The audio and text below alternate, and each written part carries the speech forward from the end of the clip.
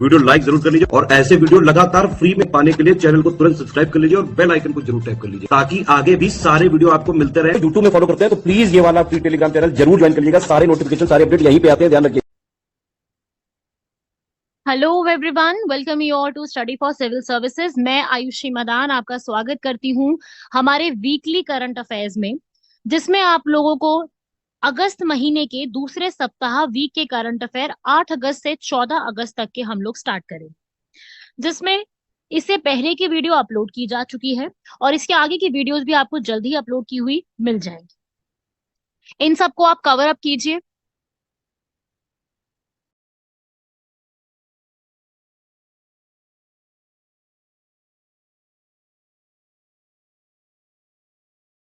आपके लिए बिल्कुल फ्री है, तो आप सब लोग चाहें तो इनकी वीडियोस को भी देख सकते हैं आराम से। बाकी हमारा ग्रुप है स्टडी फॉर सिविल सर्विसेज के नाम से टेलीग्राम पर, उसको आप ज्वाइन कर सकते हैं और बहुत हेल्पफुल ग्रुप है। वहां पे जो है डेली की अपडेट्स, सारे के सारे बैचेस की अपडेट, सब कुछ यहीं पर ही दिया जाता है। तो आप ज्वाइन कर लेंगे तो आपको फायदा ही रहेगा। बाकी हम लोग आज स्टार्ट करते हैं हमारे डे से, हमारे इंपॉर्टेंट वो ऐसे दिवस जो कि एग्जाम में सवाल बनते हैं जिनसे। देखो, दिवस तो हर रोज ही कोई ना कोई हो जाता है, लेकिन मैं आपके सामने हर रोज हर वो दिवस नहीं लेके आती हूँ। मैं सिर्फ वही दिवस लेके आती हूँ जो हमारे लिए इम्पोर्टेंट है, जो एग्जाम में पूछा जा सकता है। जैसे कि सामने लिखे ये तीनों दिवस, ये तीनों के तीनों दिवस एग्जाम में पूछने लायक है।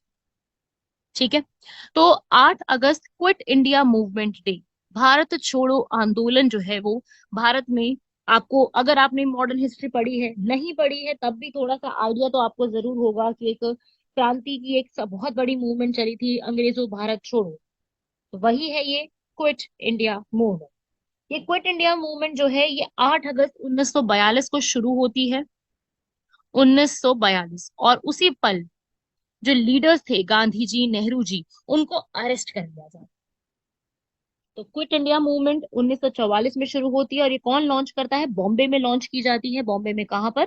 गवालिया टैंक पर लॉन्च किया जाता है। कौन सा टैंक है? गवालिया। गवालिया टैंक मैदान के पास इस मूवमेंट को लॉन्च किया जाता है और इस तरीके से क्विट इंडिया मूवमेंट शुरू हुई।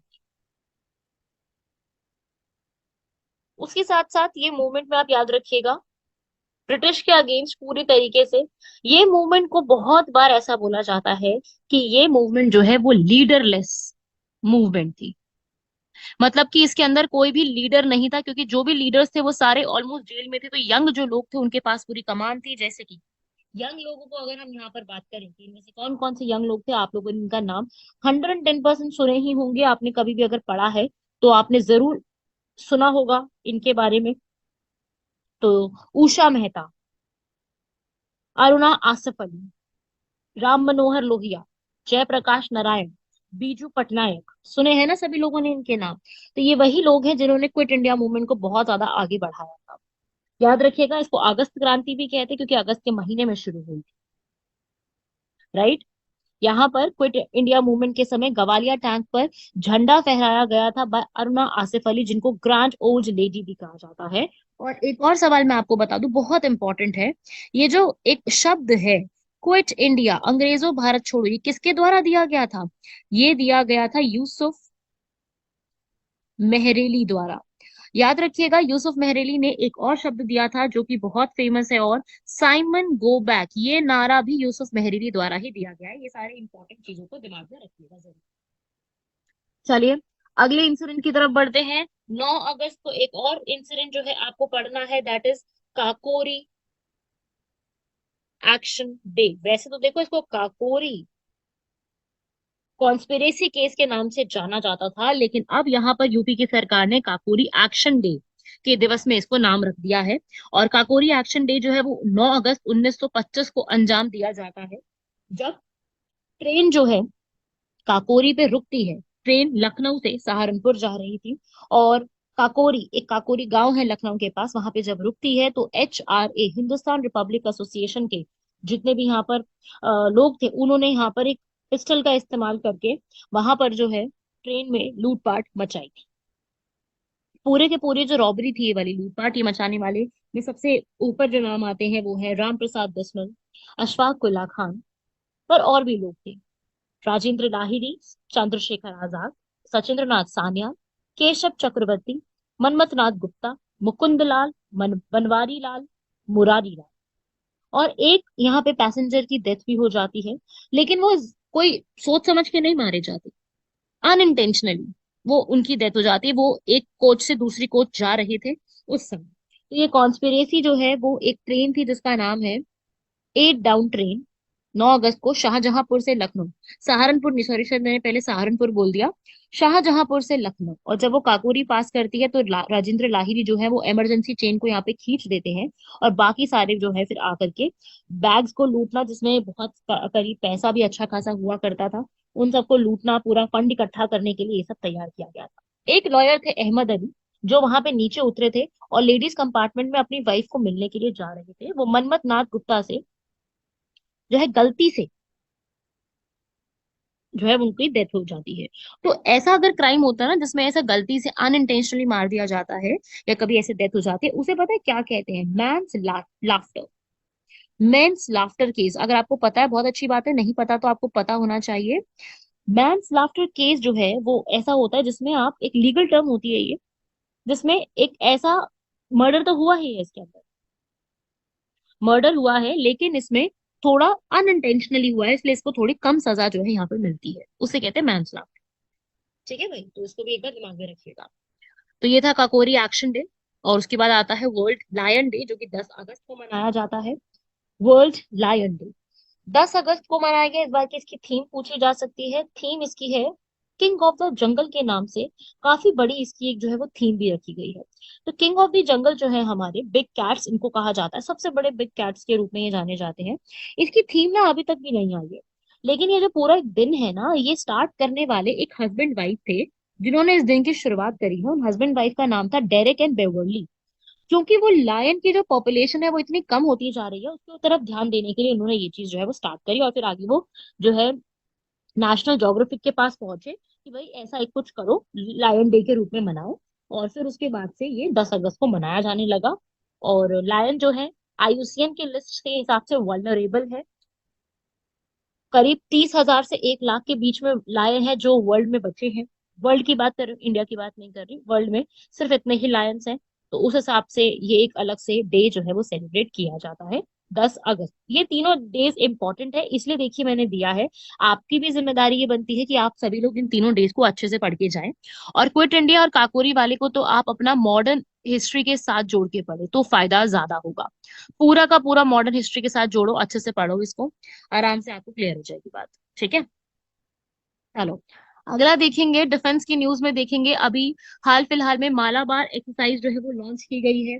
अब मालाबार एक्सरसाइज जो है, आप लोग जानते हैं कि ये क्वाड के नेशंस की एक्सरसाइज होती है। मुझे ऐसा लगता है कि सब लोग इस बात को जरूर जानते होंगे।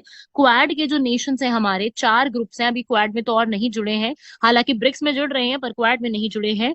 जिसमें हमारे इंडियन नेवी, यूएस की navy, Japan maritime self defence force and royal Australian navy, ये चारों जो है इनका ग्रुप है। ये इनकी जो है पूरी एक्सरसाइज 21 अगस्त को ही खत्म हुई है, और नाम है इसका मालाबार।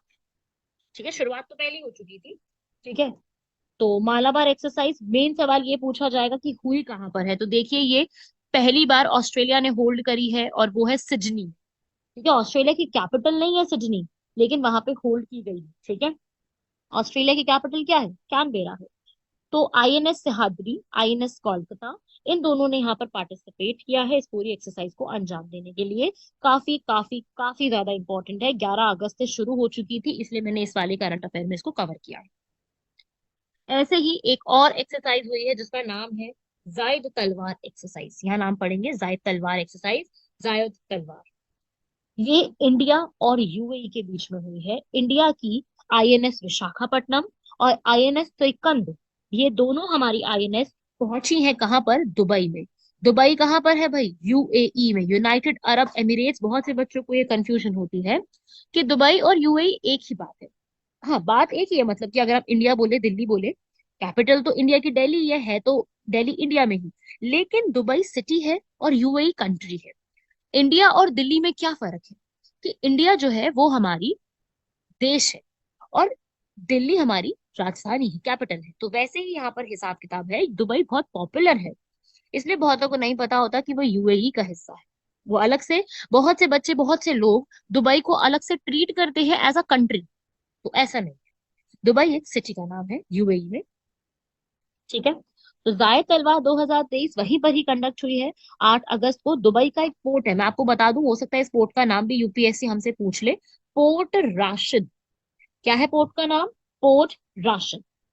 तो पोर्ट राशिद को यहाँ पर, राशिद में इस पूरी एक्सरसाइज को यहाँ पे स्टार्ट किया गया था, और यूएई के साथ हमने करी है। हमारे जो ब्रिगेडियर्स और जो एडमिरल्स है वो वहां पे पहुंचे थे, और पूरा डिस्कशन भी काफी सारी चीजों के ऊपर किया है। तो ये एक्सरसाइज भी आपके दिमाग में होनी चाहिए, कहाँ पे किसके साथ होती है। Qatar, UAE, Oman, Saudi Arabia नाम दे देंगे तो कंफ्यूज हो जाओगे आप सब लोग, तो ये बात दिमाग में रखिएगा। यूएई की कैपिटल पता है क्या है? दुबई नहीं है, यूएई की कैपिटल है आबू धाबी। ठीक है। वहां पे करेंसी जो चलती है वो है यूएई का दिरहम। ये बात भी दिमाग में रखिए। ठीक है। चलो, डिफेंस के बाद अगला बढ़ते हैं प्रोजेक्ट देविका की तरफ। अब प्रोजेक्ट देविका है, ये आप लोगों ने, अगर तो आप में से किसी ने ये सुना है कि देविका जो है एक नदी भी पड़ती है, तब तो वो बहुत आसानी से बता देगा कि ये एक नदी का नाम है। लेकिन जिनको नहीं पता होगा कि एक नदी का नाम है, उनके लिए डिफिकल्ट है ये याद रखना। देखो, देविका एक नदी का नाम है। ये देविका नदी जम्मू कश्मीर में बहती है, और ये जो पूरी एक नदी है, ये एक हिल है। जम्मू कश्मीर में इलाका है उधमपुर। उधमपुर में एक हिल है सुधा महादेव टेम्पल, वहां से ये निकलती है और जा करके किस में मिल जाती है? रावी नदी। ठीक है, पता है ना, रावी नदी तो सबने सुना होगा ना। तो ये नदी है वहां पर, और ये जो है कई बार हमारे जो है हिंदू धर्म में बहुत एक महत्वपूर्ण योगदान रखती है, क्योंकि कई बार इनको हमारी गंगा माँ की बहन के रूप में भी जाना जाता है। ठीक है, याद हो जाएगा। तो अब क्या है कि ये जो नदी है ना, ऐसा नहीं है कि भारत में ये मिलती है रावी नदी को, नहीं, ये पाकिस्तान के पंजाब में जाके मिलती है। तो अब इस नदी के ऊपर जो है एक प्रोजेक्ट स्टार्ट किया था 2019 में, जो कि कंप्लीट हो जाना चाहिए था 2022 में, लेकिन हुआ नहीं। तो देविका नदी के किनारे घाट बनाने का ये प्रोजेक्ट था। प्रोजेक्ट क्या था कि हमें क्या बनाने हैं? देविका नदी के किनारे घाट, वो होता है ना, नहाने के लिए घाट होते हैं वो। और जो वहां पर जो भी समस्याएं है ना, उसको हटा दिया जाएगा। और वहां पे बहुत सारे सीवेज ट्रीटमेंट प्लांट्स 3 बनाए जाएंगे। 3, अभी तो 3 डिसाइड हुए थे, ताकि रिवर का पॉल्यूशन घटाया जा सके और रिवर की क्वालिटी बहुत अच्छी की जा सके। ठीक है भाई। तो इस तरीके से प्रोजेक्ट था ये वाला। ये प्रोजेक्ट जो था वो रिजनरेशन प्रोजेक्ट देविका के तहत स्टार्ट किया गया था, जिसकी कॉस्ट पूरी 190 करोड़ रखी गई थी। जैसे द नमामि गंगे का प्रोजेक्ट चल रहा है घाट घाट के लिए, उसी प्रकार से 190 करोड़ की कॉस्ट पे देविका प्रोजेक्ट भी चल रहा था, जिसके अंदर 90 और 10 का रेशो चलेगा। 90% जो है वो सेंटर देगा, और 10% जम्मू कश्मीर की सरकार, यूनियन टेरिटरी यहाँ पर देगी, जो कि पूरा स्टार्ट कर रही थी इसको यहाँ पर, देविका प्रोजेक्ट को यहाँ पर अर्बन एनवायरमेंटल इंजीनियरिंग डिपार्टमेंट इसको पूरा अंजाम देगी। बात समझ में आ गई? तो ये कंप्लीट तो पहले ही हो जाना चाहिए था, लेकिन ये प्रोजेक्ट अभी तक कंप्लीट हुआ नहीं था। ठीक है, ऑलमोस्ट फिनिश हो गया है। अब ऐसा बोला जा रहा है कि ऑलमोस्ट फिनिश हो गया है, इसको प्रधानमंत्री नरेंद्र मोदी द्वारा इनॉग्रेट जो है वो करवाया जा रहा था। तो इसलिए ये प्रोजेक्ट पूरा न्यूज में था, इसलिए मैंने आपको रिवर रिवर देविका के बारे में भी बताया। तो देविका नदी एक ज्यादा बड़ी नदी नहीं है, बहुत छोटी सी नदी है, लेकिन कहाँ से निकलती है, क्या कहा जाता है, ये आपको पता होना चाहिए। क्योंकि नॉर्थ रिवर का, नॉर्थ एरिया का पहली बार इसमें पूरा एक जिक्र है, नॉर्थ एरिया में पहली बार ऐसा किया गया है। ठीक है। और देविका रिवर की और बहुत सारी इंपॉर्टेंस है। ठीक है, अभी तो फिलहाल आपको इतना बात में याद रखना है। ठीक है, उधमपुर रेलवे स्टेशन के बिल्कुल पास में है ये। चलिए, अगले पे बढ़ेंगे, स्वाति माउंटेन्स के ऊपर। स्वाति माउंटेन्स जो है, ये एक अलग से कॉन्सेप्ट निकल के आया है, जो आपको पता होना चाहिए। ये एक सिस्टम है, रडार का सिस्टम है, जो कि हमारी भारत इलेक्ट्रॉनिक्स लिमिटेड बेंगलुरु ने डिजाइन किया है उन जगह पे ऑपरेशंस करने के लिए, जहां पर बहुत मुश्किल से पहुंचा जाता है, जो बहुत ऊंचे ऊंचे पहाड़ पे जाने की जगह होती है। ठीक है, रॉकेट्स लेकर के आना है, गन्स को लोकेट करना है, एक रडार सिस्टम है जो ऊंचाई पर, माउंटेन्स पे काम करेगा। ठीक है। दो तरीके से है, एक स्वाति प्लेन्स और एक स्वाति माउंटेन। स्वाति प्लेन्स जो है वो प्लेन सर्फेस पे काम करेंगे, स्वाति माउंटेन्स पे काम करेंगे, जो कि उस इलाके में छुपी हुई जितनी भी गन है, जितने भी वहां पे मोर्टार हैं, जितने भी वहां पर ऐसे मिशन वगैरह हैं, वो जानने के लिए हमको ये बताएगा, डेटा बताएगा और कोऑर्डिनेट्स देगा कि यहाँ पर ये इस हाइट पर ये चीज छुपी हुई है। ये भी बता सकता है, ये हटा देगा कि भाई यहाँ पर कोई बर्ड है। बर्ड वगैरह को नहीं इंक्लूड करेगा क्योंकि बर्ड्स हमारा टारगेट नहीं है। टारगेट वहां पे छुपे हुए जो गन्स हैं और बाकी सब चीजें हैं उनको टारगेट करना है। तो स्वाति माउंटेन्स, माउंटेन पे बहुत ऊंचाई माउंटेन्स पर इन चीजों को इलेक्ट्रॉनिकली रिडार सिस्टम के थ्रू हमें पूरी इंफॉर्मेशन देगा, उसे कहते हैं स्वाति माउंटेन। इंडियन आर्मी को ये चीज दे दी गई है। बनाने वाली का नाम आपको पता होना चाहिए, भारत इलेक्ट्रॉनिक्स लिमिटेड है। तो ये सवाल पूछा जा सकता है कि बनाने वाली का नाम क्या है। समझ रहे हो? तो ये इसे हम पता है क्या कहते हैं, इसे कहते हैं वेपन लोकेटिंग रिडार, WLR। हथियार लोकेटिंग रडार के रूप में जाना जाता है, मतलब कि जहां पर आपको हथियारों की जानकारी मिल जाती है, सिग्नल्स मिल जाते हैं, जिससे आप ये जान पाते हो कि वो उस जगह पे कैसे हमें आसानी से मिल जाएगा। क्योंकि इतना ऊंचाई ऊंचाई पे चीजें होती है, हमारे सोल्जर्स को भी बड़ा मुश्किल होता है वहां तक पहुंच पाना और अपने प्रोजेक्ट्स को और अपने टारगेट्स को, अपनी चीजों को अंजाम दे पाना। तो उसके लिए यहाँ पर आसानी से ये हो जाता है, पता चल जाता है, प्लानिंग करना आसान पड़ जाता है। तो एक नया सिस्टम है इंडियन आर्मी को दिया गया, जिसकी कॉस्ट भी अच्छी खासी रही है। इस पूरे को BEL ने जो बनाया है वो करीब 990 करोड़ की लागत से बनाया है। ठीक है, इसरो ने नहीं बनाया, इस बात को दिमाग में रखिएगा। DRDO की ही लैब में आता है, भारत इलेक्ट्रॉनिक्स लिमिटेड, उसके द्वारा बनाया गया है। ठीक है, तो ये अलग बात है। तो दोनों चीजें अलग अलग है। वेपन लोकेटिंग रेडार है, ये अलग है, इसको दिमाग में रखिएगा, बहुत बेनिफिशियल होने वाला है। और अभी तक ये 46 बनाए जा चुके हैं। अब क्योंकि एक अकेले से तो काम चलेगा नहीं, एक अकेला तो एक ही जगह पे काम करेगा ना, तो उसमें करीब 46 जो है इसको आराम से यहाँ पर बनाया जा चुका है। समझ रहे हो बात को? तो ये एक तरीके से एक रेडार है जो कि इसकी जो कैपेबिलिटी है वो 30 से 40 किलोमीटर तक भी जो है वो देखी जा सकती है। और बाकी इलाकों के लिए अलग से और भी रेडार्स बनाए जा रहे हैं, अभी तक 46 है, बाकी और धीरे धीरे इनकी कैपेसिटी बढ़ रही है। अगला आर्टिकल है हमारा केरलम के ऊपर। आप सभी लोग जानते हैं जैसे कि जो अभी एक बिल पास हुआ है जिसमें केरला का नाम केरलम करने की बात की गई। तो देखो यार, ऐसा क्यों हुआ और ये कैसे पॉसिबल है, ये वाला कॉन्सेप्ट मुझे आप लोगों को समझाना है कि ऐसा पॉसिबल कैसे हुआ। आप सभी लोग सामने देखेंगे कि कभी भी किसी स्टेट का नाम चेंज करना है, पार्लियामेंट के पास अधिकार है। नाम चेंज करने का अधिकार आर्टिकल 3 के तहत हमारी पार्लियामेंट के पास है। अब यहाँ पर आपको इस बात को एक ना जरा समझना है मेरे साथ। देखो यार, कभी भी कोई नाम चेंज करना हो, कभी भी उस एरिया में लेजिस्लेटिव काउंसिल, विधान परिषद को बनाना हो या हटाना हो, कुछ ऐसा प्रोसेस फॉलो किया जाता है। प्रोसेस समझेगा, सबसे पहले उस स्टेट की, उस राज्य की जो विधान सभा है, विधानसभा मतलब लेजिस्लेटिव असेंबली है, उस राज्य की लेजिस्लेटिव असेंबली अपने राज्य में उस बिल को पास करेगी। सबसे पहला काम तो ये होगा। जैसे ही उस राज्य में एक लेजिस्लेटिव बिल को पास हो जाएगा, पहले उस राज्य में पास होगा, उस राज्य में वो जो है विशेष बहुमत, स्पेशल मेजोरिटी से उसको पास कराया जाएगा। फिर उसके बाद वो बिल कहाँ पहुंचेगा? पार्लियामेंट, हमारी संसद पहुंचेगा, जहां पर सिंपल मेजोरिटी, कौन सी मेजोरिटी?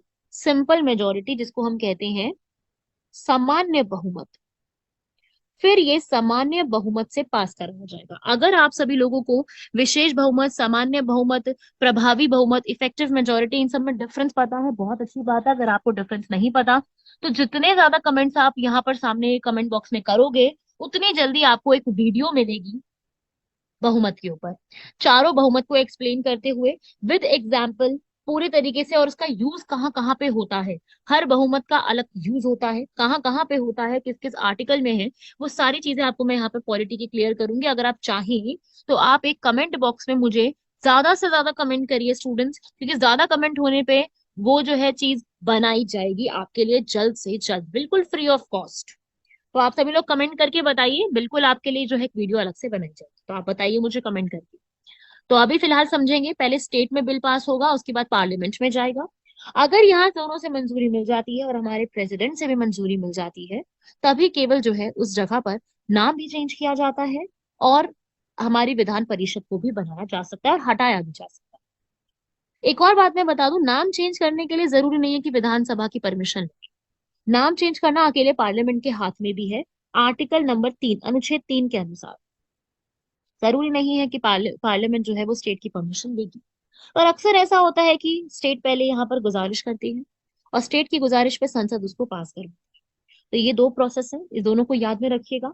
ये सब भी आपसे पूछे जा सकते हैं, ठीक है भाई। तो केरला की सरकार ने यहाँ पर इस चीज को पास करा आर्टिकल 3 के तहत, नाम को चेंज करने के लिए। क्लियर है भाई? यहाँ तक प्रोसेस को आपको याद रखना बेहद जरूरी है। बढ़ते हैं हमारे अगले आर्टिकल की तरफ। एनजीटी ने यहाँ पर बोला है कि जो ताम्पारा लेक है उसको जरा साफ सुथरा कराओ यार, बहुत जबरदस्त वहां पे जो है गंदगी मच रही है, जरा करो उसको साफ। तो सवाल ये आता है कि ये ताम्पारा लेक जो है या तम्पारा लेक जो है ये क्या है। अब तम्पारा लेक पे सवाल बिल्कुल बन सकते हैं आप सभी लोगों के लिए, ये इस क्वेश्चन जो है वो बन सकता है कि ये ताम्पारा लेक कहाँ पर है। तो देखिए, ये ताम्पारा लेक उड़ीसा में पड़ती है। उड़ीसा आप सभी लोग जानते हैं ऑलरेडी, ये एक मीठे पानी की लेक है, क्योंकि ताम्पारा लेक के अराउंड बहुत से लोग वहां पर कंस्ट्रक्शन कर रहे हैं। एक नदी है ऋषिकुल्या, ऋषिकुल्या नदी के किनारे पड़ती है एक ताम्पारा लेक, काफी फ्रेश वाटर की है, मीठे पानी की है, और ऋषिकुल्या से कनेक्टेड है, याद रखिएगा। ये जो है वहां पे लोग काफी हद तक इस पे डिपेंडेंट भी है। तो यहाँ पे जो इलीगल कंस्ट्रक्शन हो रही है उसको रुकवाने के लिए एनजीटी ने बोला है। अब आप कहेंगे ये काम एनजीटी क्यों कर सकती है भाई, ये एनजीटी है कौन जो ये काम कर रही है? तो देखिए भाई, एनजीटी है नेशनल ग्रीन ट्रिब्यूनल, हरित ट्रिब्यूनल है, जो कि 2010 में बना था, जो कि यहाँ पर एनवायरमेंट से जुड़े हुए इन चीजों के ऊपर काम करता है। केवल ताम्पारा लेक पर नहीं, उड़ीसा में एक रिवर थी, जिसका नाम था, मुझे एग्जैक्टली नाम याद नहीं आ रहा है, महानदी की एक ट्रिब्यूटरी थी वो, उसको भी साफ सफाई करने के लिए एनजीटी ने बोला है। हरियाणा सरकार के ऊपर भी काफी सारी बातें कही हैं। तो एनजीटी का काम ही यही होता है कि जितना भी एनवायरमेंट से जुड़े हुए चीजें हैं, एनवायरमेंट से जुड़ी हुई सारी चीजों के ऊपर वो काम देखेगी, और एनवायरमेंट को प्रोटेक्ट करने के लिए इनको बनाया गया है। ठीक है भाई, बात को समझ गए? तो ताम्पारा लेक इसलिए अभी न्यूज में था, आपको इसलिए इस बारे में पूरा का पूरा डिटेल में पता होना चाहिए, डिटेल मतलब कि पूरे बारे में पता होना चाहिए। और उड़ीसा में ही आती है। चिल्का लेक तो सुना है ना सबने, चिल्का लेक के पास पड़ती है, अभी याद कर लो कि चिल्का लेक के पास पड़ती है। यहाँ पर काफी सारे आपको जो है इन्होंने जो है ये एनजीटी है, एनजीटी 2010 में जो बनाई गई थी, इसकी मेन हेडक्वार्टर जो है वो दिल्ली में है, लेकिन इसकी सिटिंग और भोपाल, पुणे, कलकत्ता, चेन्नई में भी बैठती है, जो कि यहाँ पर ये काम देखती है। और जो भी इनके पास केसेस आए होते हैं, ये कंपलसरी है कि ये एनजीटी कितने महीने में सॉल्व करेगी। 6 महीने में एनजीटी को सॉल्व करना कंपलसरी हो जाता है। इसके अंदर एक चेयरपर्सन होता है और जुडिशियल मेंबर्स होते हैं, 5 सालों के लिए रहते हैं। जितने भी चेयरपर्सन और बाकी लोग होते हैं वो सब सीजीआई के तहत, मतलब सीजीआई के कहने पर यहाँ पे बनाए जाते हैं, ठीक है। ये बात को अपना दिमाग में रखेगा, इस पे सवाल आपका बन सकता है। अगला आता है यहाँ पर अमेजोन रेन फॉरेस्ट के ऊपर, अमेजोन कॉपरेशन ट्रीटी ऑर्गेनाइजेशन, इसका एक समिट हुआ है। ये अमेजोन वो वाला अपना वाला अमेजोन नहीं है जिससे फटाफट उठा करके हम लोग ऑर्डर कर देते हैं, ये अमेजोन ट्रीटी है। ये अमेजोन एक नदी है जो कि ब्राजील और साउथ अमेरिका में बहती है। वो ट्रीटी 8 अमेजोन वाली जहां पे बहती है उस कंट्री का ग्रुप है, ठीक है।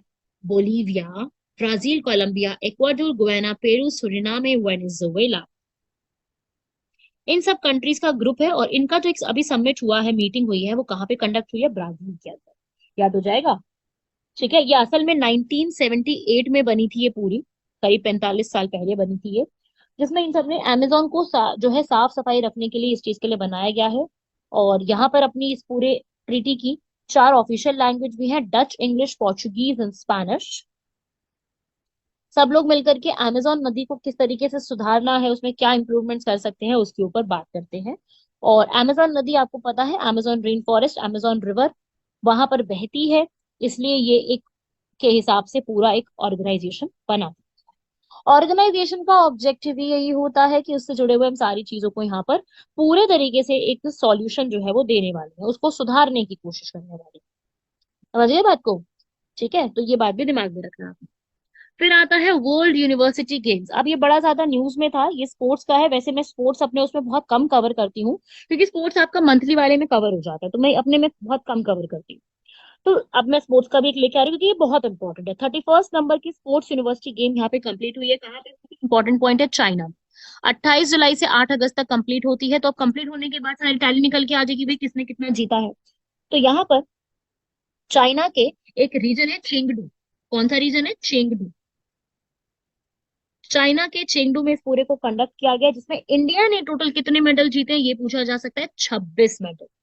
ठीक है, 26 मेडल हम जीते हैं। बहुत सारे एथलीट्स अपने इंडिया के वो थे जो खेलो इंडिया स्कीम से आगे बढ़े। देखो, वर्ल्ड यूनिवर्सिटी गेम का दूसरा नाम जो है वो यहाँ पर यूनिवर्साइड के नाम से भी जाना जाता है। पहले इसको यूनिवर्साइड ही कहते थे एक्चुअली में, बाद में नाम चेंज हो गया। असल में बात ये आती है कि इसको ऑर्गेनाइज कौन करता है, सवाल सीधा पूछा जा सकता है। इसको ऑर्गेनाइज करती है इंटरनेशनल यूनिवर्सिटी स्पोर्ट्स फेडरेशन, इसको ऑर्गेनाइज करती है फीसू। ठीक है, ये पूरा यूनिवर्सिटी के गेम्स को करते हैं, जिसमें एक तरीके से इसमें भी हर 2 साल बाद किया जाता है। जैसे ओलंपिक होता है ना, बहुत सारे स्पोर्ट्स को इंक्लूड करता है, ऐसे ये भी करता है। इसमें समर और विंटर दोनों एडिशन होते हैं। समर में हम स्विमिंग हो गया, बास्केटबॉल हो गया। विंटर में हम क्या करेंगे? स्कीइंग, आइस हॉकी, स्केटिंग, उन सबको किया जाता है। इसका पहले 2019 में हुआ था, उसके बाद जो है ये हुआ नहीं है। 2019 में ये जापान में हुआ था, नेपल्स जापान में। सॉरी, नेपल्स में हुआ था, जापान में नहीं, जापान जीता था उसके अंदर। आगे अभी अगली बार जो है 2025 में होगा, जर्मनी। ठीक है, रूर एरिया जर्मनी में होगा। तो इस तरीके से आपको याद रखना है। स्पोर्ट्स की कैटेगरी में भी आपसे पूछा जा सकता है। फीसू ने यहाँ पर ऑर्गेनाइज करा है, चेंगडू में हुआ था, इंडिया यहाँ पर जीता है। टॉप में इसमें चाइना रहा है, मैं बता दूं। फीसू वर्ल्ड गेम्स में टॉप टॉप में चाइना है, फिर Japan, Korea, Poland, Italy. India की पोजीशन भी यहाँ पर। ठीक है, 4 डिसिप्लिन में, 4 कैटेगरीज में यहाँ पे फाइट हुआ था। इंडिया की पोजीशन इसमें 7th नंबर पे रही है। हम एरिया वाइज भी 7th है, याद कर लो, इसमें भी हमारी पोजीशन 7th रही है। ठीक है, बहुत सारी कंट्रीज ने पार्टिसिपेट किया था इसमें, यूएसए काफी पीछे रहा है इसके अंदर। तो मेडल टैली के रूप में आपको इस बात को याद में रखना है। ठीक है भाई। फिर आता है एक और मिशन लॉन्च किया गया भू विजन के नाम से। भू का मतलब क्या होता है? धरती। धरती का मतलब यहाँ पे सॉइल की बात हो रही है। विजन मतलब देखना, टेस्ट करना। तो सॉइल की टेस्टिंग के लिए अलग से जो है कृषि राष्ट्र, जो पहले नाम था उसको चेंज करके भू विजन रखा गया, जो कि सॉइल की टेस्टिंग के लिए काम करेगा। इंडिया ने खुद ने इस पूरे को लॉन्च किया है ताकि हम लोग यहाँ पर सॉइल टेस्टिंग के ऊपर जो है पूरा एक ये चेक करें कि सॉइल टेस्टिंग जो है वो कितने प्रकार से हो सकती है, टेस्ट कैसे कर सकते हैं इसको हम। तो उसके लिए एग्रीकल्चर को डेवलप करने के लिए भू विजन के नाम से इस पूरे को स्टार्ट किया। और आपको पता है ये कौन ऐसे काम जो है सॉइल से जुड़े हुए करता है? वो है ICAR। सभी लोग जानते हैं, Indian council of international research, Indian council of agricultural research इस पूरे को यहाँ पर बनाई है। ठीक है भाई। लास्ट देखेंगे यहाँ पर, अभी बड़ा ही इंपॉर्टेंट पॉइंट है कि ये क्वेश्चन पूछा जा सकता है, ऑर्गन और टिश्यू ट्रांसप्लांटेशन का जो एक पूरा निकल के आया है। तो यहाँ पर तमिलनाडु ने जो है ऑर्गन और जो हम यहाँ ट्रांसप्लांटेशन करते हैं उसमें टॉप किया है। किसने? तमिलनाडु में। ऑर्गन ट्रांसप्लांटेशन का जो पूरा एक अथॉरिटी है वो तमिलनाडु में ही लोकेटेड है। वो है ही वहीं पर लोकेटेड, और वहां पे ट्रांसप्लांटेशन करना बहुत इजी हो जाता है। तो तमिलनाडु ने इसको यहाँ पर जीता है नेशनल लेवल पे, क्योंकि सबसे ज्यादा डोनेशन भी उन्होंने ही यहाँ पर दी है। तो टॉप करने वाली कौन है भाई? तमिलनाडु। और इनको ये अवार्ड दिया गया है नेशनल ट्रांसप्लांटेशन ऑर्गेनाइजेशन द्वारा। इसको भी दिमाग में रखिएगा। तो ये थे आपके इस बार के आज के सारे कंप्लीट आर्टिकल्स जो हम लोगों ने यहाँ पर कंप्लीट कर लिए हैं। इन सभी को आपको लर्न करना है। ये वीकली करंट अफेयर उतने ही इंपॉर्टेंट है जितना आप बाकी सब चीजों को पढ़ते हो। जितना आप बाकी स्टैटिक पोर्शन को पढ़ते हो उतने ही जरूरी ये वीकली करंट अफेयर्स भी हैं। इनको लाइटली मत लीजिएगा। और कैसा लगा आप लोग यार कमेंट में ही करके बताते हो। कमेंट नहीं करोगे तो यार मोटिवेशन कैसे मिलेंगी वीडियोस बनाने की? आप सभी की जिम्मेदारी है कि इस पे कमेंट करके मुझको बताएं कि आपको ये वीडियो कैसी लगी है। राइट, चलिए मिलते हैं आप सभी लोगों से अगले लेक्चर में। तब तक के लिए धन्यवाद, शुक्रिया, जय हिंद। ऐसे ही पढ़ते रहिए।